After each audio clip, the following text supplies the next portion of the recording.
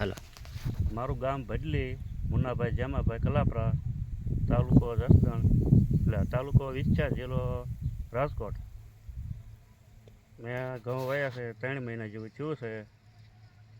અને આ ડુંડીમાં 8 થી 65 દાણા હશે.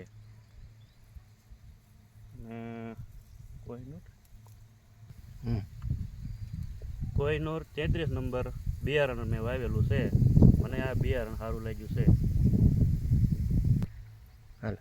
અને બીજા કરતાં પાણી પાવી આપણે પવન હોય તો આડું પડવાની શક્યતા ઓછી છે. હાલો. અંદાજે ઉતારો વીઘે 50 થી 55 મણ આવશે ઉતારો, એવો અંદાજ છે.